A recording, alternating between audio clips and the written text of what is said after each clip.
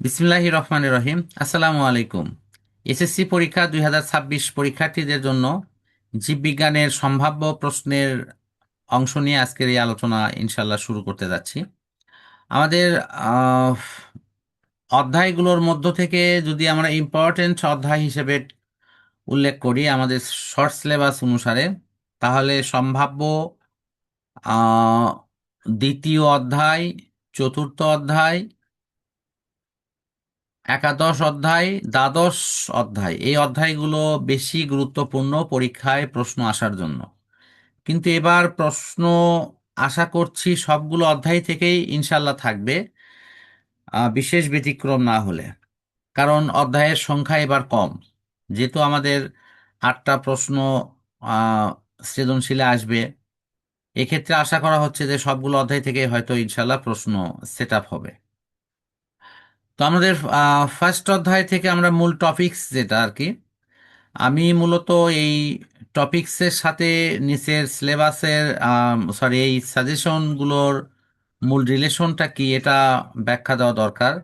এই টপিকসগুলো হলো ওই অধ্যায় থেকে সম্ভাব্য কোন কোন টপিকসের ওপর প্রশ্ন আসতে পারে, আর সেইগুলোরই ব্যাখ্যা কিন্তু আমাদের এই সৃজনশীল গ ঘতে দেওয়া হয়েছে। আহ, ঘতে শুধু আমরা একটা নমুনা কোশ্চেন হিসেবে ধরতে পারি যে এই জাতীয় কোশ্চেনগুলো ঘতে আসে মূলত এই 3টা টপিকসের ওপর। এরকম ভাবে অন্যান্য অধ্যায়গুলোতেও একই রকম ভাবেই এই বিষয়গুলো ইনশাল্লাহ পর্যায়ক্রমে আসবে। আমরা একটু ফার্স্ট দেখি এই অধ্যায় থেকে সম্ভাব্য কি কি আসতে পারে। জীবন পাঠ, এখানে সবচেয়ে গুরুত্বপূর্ণ টপিকসের নাম হলো দ্বিপদ নামকরণ এবং এর নিয়মাবলী। এই টপিকসের ওপরে দ্বিপদ নামকরণ কি এবং এর যে মৌলিক গুরুত্বপূর্ণ নিয়মগুলো আছে, স্পেসিফিক দু একটা উদাহরণ সহ, এই অপশনটা বলতে গেলে 1 বছর পর পরই আসে, কোনো কোনো ক্ষেত্রে আহ, পর পর বছরগুলোতেও আসে। তো এটাকে আমি ফার্স্ট চয়েসে রাখবো।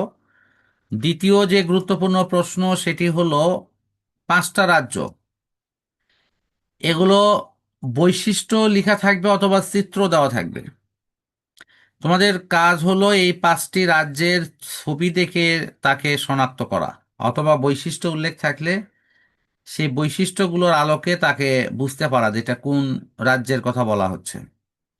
তো তুমি যদি এটা ট্রেস করতে পারো তাহলে আহ, সে অনুসারে ওই রাজ্যের প্রয়োজনীয় বৈশিষ্ট্য, তার জীবন ধারণ, খাদ্য গ্রহণ, বংশবিস্তার ইত্যাদি বিষয়গুলো আলোচনায় আসবে। এই স্টেপেরই আরেকটি বিষয় আছে, সেটি হলো কোন রাজ্যটি অধিক উন্নত এবং কেন। তো যদি তোমার বৈশিষ্ট্য জানা থাকে তাহলে এটা অটোমেটিক্যালি সেই রাজ্যের ওপর ভিত্তি করে বলা যাবে কে উন্নত কে অনুন্নত। কারণ আমরা রাজ্যগুলোকে মূলত 5টি ভাগে ভাগ করেছি। প্রোক্যারিওটা, তারপরে আছে ইউক্যারিওটা, সেখানে আছে চারটা চারটা রাজ্য। তো রাজ্য 1 অবশ্যই এর চাইতে রাজ্য 2 বেশি উন্নত হবে, 3 নম্বরটা 2-এর চেয়ে উন্নত হবে। সুতরাং আমাদের এই বিবরণ থেকে আমরা বুঝতে পারবো কোন রাজ্য অধিক উন্নত এবং কেন। লাস্ট অপশনটা হলো শ্রেণীবিন্যাস, এর ওপর খুব ছোট্ট প্রশ্ন, শ্রেণীবিন্যাস কি, এর প্রয়োজনীয়তা। মূলত এই টপিকসগুলোর ওপরই প্রশ্ন আসার সম্ভাবনা সবচেয়ে বেশি।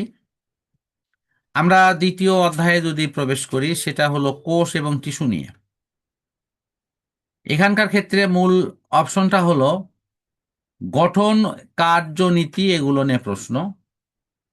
মাইটোকন্ড্রিয়া, প্লাস্টিডের মধ্যে বিশেষ করে ক্লোরোপ্লাস্ট, নিউক্লিয়াস, ক্রোমোজোম, এগুলোর গঠন ও কাজ।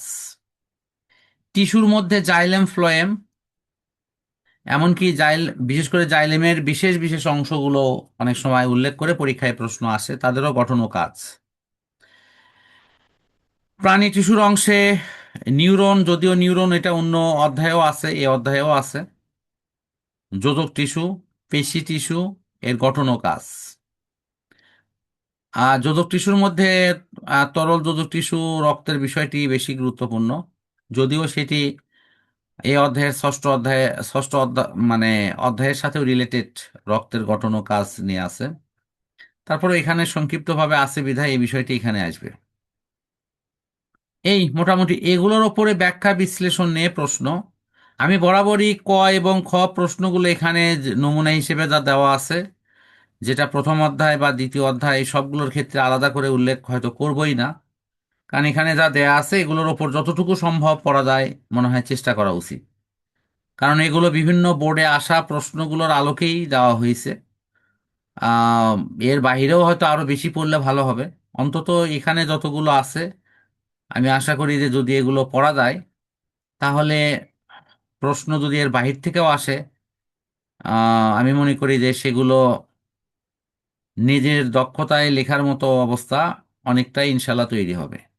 তবে খুব বাহির থেকে যে আসবে না এটা অনেকটা নিশ্চিতই বলা যায় ইনশাল্লাহ।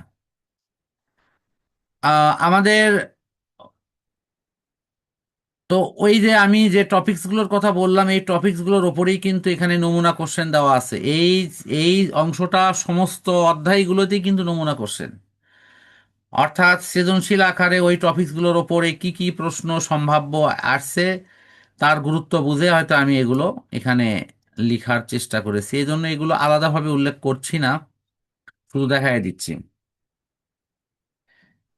তো এরপরের অপশন হলো কোষ বিভাজন, এই বিষয়টির ওপর পড়া। তো কোষ বিভাজনে মূল টপিকস গুলো কি? কোষ বিভাজনের মূল টপিকসে আসবে মাইটোসিস এবং মিওসিস কেন্দ্রিক পড়া। মাইটোসিস কোষ বিভাজনের ধাপগুলো, মাইটোসিস কোষ বিভাজন এর গুরুত্ব, ঠিক মিওসিসের ক্ষেত্রেও সেম জিনিস। মিওসিসের ক্ষেত্রে একটা ছোট প্রশ্ন প্রায়ই আসে, সেটি হলো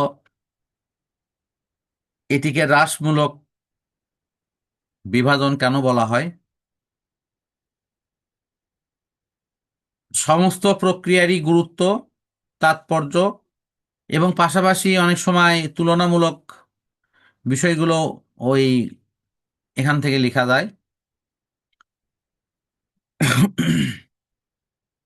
গ এবং ঘ নম্বরে এই নমুনা কোশ্চেন এখানে দেওয়া আছে। আশা করি এই নমুনা কোশ্চেনগুলো দেখলে ওই টপিকসগুলোর ধারণা আরো ক্লিয়ার হবে। এখানে দেওয়া আছে কিন্তু মাইটোসিস মিওসিস প্রক্রিয়াগুলো নিয়ে এবং তার গুরুত্ব নিয়ে।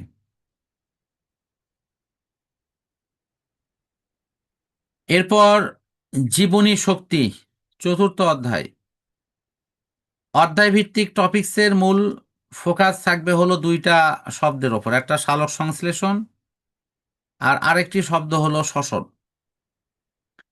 সালোক সংশ্লেষণ কেন্দ্রিক যে প্রশ্ন, সালোক সংশ্লেষণের আলোক অন্ধকারের ধাপগুলো, বিশেষ করে C4 C3 উদ্ভিদের অপশনগুলো,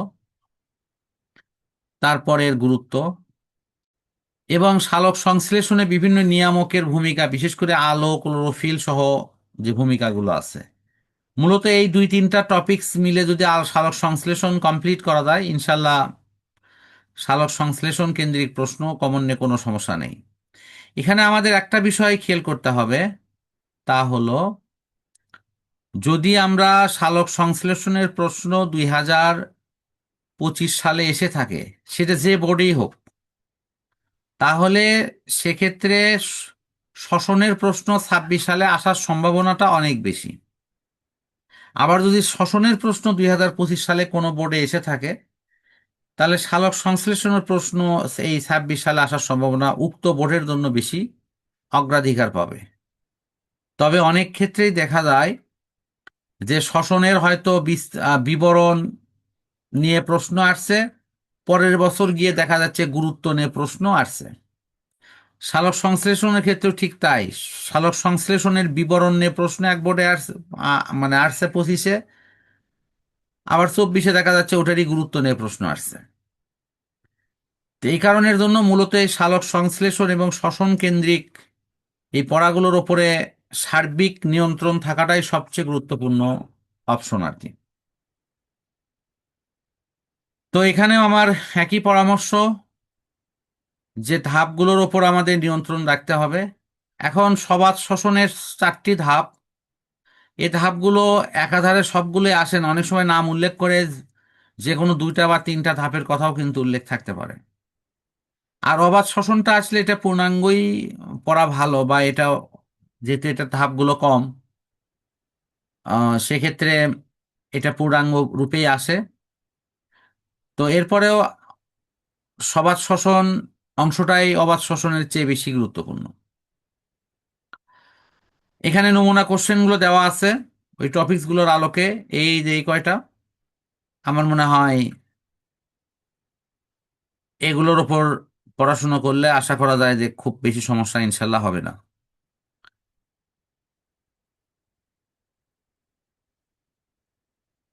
নেক্সট অপশন, জীবে প্রজনন। এখানকার ক্ষেত্রে মূল টপিকসগুলো আমাদের প্রথমেই পড়াটা শুরু হয়েছে ফুল থেকে, ফুলের গঠন ও কাজের বিবরণ। তারপর সেই সপুষ্পক উদ্ভিদের ক্ষেত্রে পরাগায়নে পড়া আছে স্বপরাগায়ন, পরপরাগায়ন, স্বপরাগায়নের বৈশিষ্ট্য, পরপরাগায়নের বৈশিষ্ট্য, কোন পরাগায়নটি কোন ক্ষেত্রে অধিক উত্তম। এগুলোর ক্ষেত্রে আবার মাধ্যমের নির্ভরশীলতা থেকেও প্রশ্ন আসে। তো পরাগায়ন অপশনটা যদি আমরা এড়িয়ে আসি, তাহলে ফুলের আরো 2টা মূল টপিকস আছে। সেইটা হলো স্ত্রী গ্যামেট এবং পুংগ্যামেট, অর্থাৎ এইগুলোর বিকাশ অংশ নিয়ে। অর্থাৎ পুংগ্যামেটোফাইট এবং স্ত্রী গ্যামেটোফাইট অংশের যে বিকাশ, বিশেষ করে স্ত্রী গ্যামেটোফাইটটা একটু পরীক্ষায় বেশি দেওয়া হয়। তো এই 2টা প্রশ্ন প্রায়ই কিন্তু পরীক্ষায় আসে, ছবি আঁকা, ছবি সহ কিন্তু এর গঠন, এগুলো পড়তে হয় আর কি। আর জীবে প্রজননের গুরুত্ব,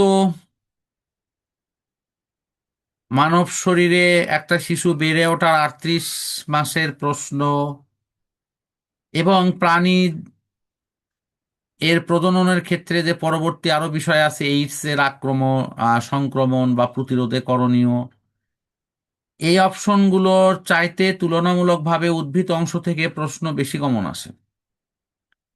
তবে আমার পরামর্শ হলো যে 38 সপ্তাহের এই প্রশ্নটি যদি পড়া থাকে, বিশেষ কোনো সমস্যা ছাড়া এই প্রশ্নের উত্তরে না যাওয়াই ভালো। কারণ সেক্ষেত্রে চিত্র সহ বিবরণ এগুলোতে অনেক ক্ষেত্রেই অন্য অন্য প্রশ্নের চেয়ে একটু জটিল মনে হতে পারে। অন্য প্রশ্নের মধ্যে মনে হয় খুব বেশি সমস্যা হওয়ার কথা না। ওই 38 সপ্তাহের প্রশ্ন ছাড়া বাকি অন্যান্য অংশগুলো বেশ সহজই আছে, এবং এগুলো পড়া সম্ভব। আমি তোমার একটু মতামত চাচ্ছি, যে আমি যে টপিকস গুলো নিয়ে কথা বললাম এখন পর্যন্ত এই কয়টা অধ্যায়ে, তোমার এখানে কোনো প্রশ্ন জিজ্ঞাসা থাকতে পারে? আছে কি? আর মাত্র 2টা অধ্যায় বললি এখানকার টপিকসের কথা বলা শেষ হবে। না না আমার আচ্ছা, ঠিক আছে। আহ এরপরে হলো জীবে বংশগতি ও বিবর্তন। অধ্যায় ভিত্তিক যে টপিকস গুলো এখানে গুরুত্বপূর্ণ সেটি হলো ডিএনএ টেস্ট, টপ লিস্ট প্রশ্ন। তারপর ডিএনএ এর গঠন, গঠনটাই বেশি আসে, অনুলিপনটা অপেক্ষাকৃত কম আসে। তবে অনুলিপনও আসে কিন্তু কম। তারপরের প্রশ্নের মধ্যে লিঙ্গ নির্ধারণে সেক্স ক্রোমোসোমের ভূমিকা, বিশেষ করে লিঙ্গ নির্ধারণে পুরুষের ভূমিকা নিয়ে প্রশ্ন। আমাদের সমাজে যে কুসংস্কারের বিষয়টি এখানে আসবে। জেনেটিক্স ডিসঅর্ডারে তোমার যে অসুখটা সবচেয়ে বেশি পরীক্ষায় আসছে সেটা হলো থ্যালাসেমিয়া। কোনো কোনো ক্ষেত্রে কালার ব্লাইন্ডের অপশনটাও পরীক্ষায় আসছে, এগুলো দেখা উচিত। কিন্তু থ্যালাসিয়া ওয়ান অফ দ্য মোস্ট, মানে একেবারে টপ লেভেলে যদি আমি তিনটা প্রশ্নের কথা বলি, চারটা প্রশ্নের কথা বলি, তাহলে এই যে ডিএনএ টেস্ট, ডিএনএ এর গঠন, লিঙ্গ নির্ধারণে পুরুষের ভূমিকা, আর থ্যালাসিমিয়া, এগুলো ঘুরে ফিরেই পরীক্ষায় আসে। এর বাইরে বিবর্তন নিয়ে প্রশ্ন। আহ বিবর্তনের ক্ষেত্রে প্রাকৃতিক নির্বাচন সহ যে যে টপিকসগুলো আছে এগুলোর উপর ধারণা রাখা উচিত। বরাবরের মতো ক খর জন্য এখানে যে টপিকসগুলো আছে আমার মনে হয় সবগুলোই পড়া উচিত। তারপরে এই টপিকসগুলোকে ভালো করে বোঝার জন্য আমাদের সৃজনশীল গ এবং ঘ নম্বরের যে টপিকসটা এখানে দেয়া আছে, এই প্রশ্নগুলো দেখা উচিত। এইগুলো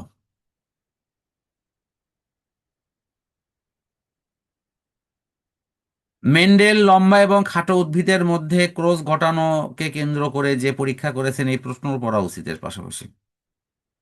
এই মোটামুটি আমার মনে হয় এখানকার প্রশ্নগুলো।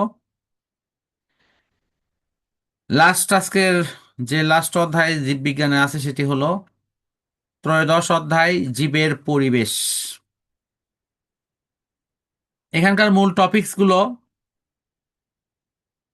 বাস্তুতন্ত্র এর উপাদানগুলো নিয়ে পরিবেশের সাথে সম্পর্ক, খাদ্য শৃঙ্খল, খাদ্য জাল, শক্তি পিরামিড, জৈব বৈচিত্র্য, কোনো একটা নির্দিষ্ট এলাকার পরিবেশকে কেন্দ্র করে সেই পরিবেশে উৎপাদক, খাদক, বিয়োজক এবং আন্তঃপরিবেশের মধ্যে যে রিলেশন, এ নিয়ে ব্যাখ্যা। বিশেষ করে এক্ষেত্রে তোমার পরিবেশ হিসেবে পুকুরের উদাহরণ থাকতে পারে, কোনো সমুদ্রের উদাহরণ থাকতে পারে, সুন্দরবনের উদাহরণ থাকতে পারে। এরকম বিভিন্ন এলাকার কিন্তু উদাহরণ দিয়ে এই যে সেখানকার উৎপাদক কি, সেখানকার খাদক কি, সেখানকার বিয়োজক কি, এই বিষয়গুলো কিন্তু উল্লেখ করে প্রশ্ন আসে। আমরা হয়তো অনেক সময় বই থেকে পুকুরেরটা পড়ে থাকি, মনে করি পুকুরই পরীক্ষায় আসবে। হ্যাঁ, পুকুরেরটা আসে পরীক্ষায়, কিন্তু সেম লেভেলের অন্য কোনো পরিবেশেও এই উদাহরণটা উল্লেখ করে কিন্তু পরীক্ষায় প্রশ্ন আসতে পারে। আমাকে সেখানে খেয়াল করতে হবে যে পরিবেশে আসুক সেই পরিবেশে উৎপাদককে, খাদককে এবং বিয়োজককে। সেখানে আমাদের বাস্তু সংস্থানের এই জড় এবং জিরো জীব উপকরণের মধ্যে রিলেশনটা কি, এগুলো সম্পর্কে আমাদের ধারণা নেওয়া উচিত। তো আমার মনে হয় যে যদি এই টপিকসগুলোকে কেন্দ্র করে যদি এই প্রশ্নগুলো পড়া হয়, তাহলে আশা করা যায় যে এর উপর অনেক সুন্দর একটা ধারণা হবে। পরিবেশ নিয়ে এখন অনেক গুরুত্ব দেওয়া হচ্ছে, পরিবেশের ভারসাম্য রক্ষায় বাস্তু সংস্থানের গুরুত্ব। আহ তারপর বাস্তু সংস্থান উদাহরণ হিসেবে পুকুর বা অন্য কোনো অপশন ব্যবহার করে, এগুলো কিন্তু অনেক বেশি আসে। গ্রিন হাউস ইফেক্টকে কেন্দ্র করে carbon die oxide, global warming, এই অপশনগুলো মনে হয় এর মধ্যে গুরুত্ব দেওয়া উচিত। তো আজকের আমাদের এই জীববিজ্ঞানের ওপর যে সার্বিক পর্যালোচনা, এটি মোটামুটি আমরা শেষ পর্যায়ে চলে আসছি। তোমার তরফ থেকে কোনো প্রশ্ন থাকলে করতে পারো।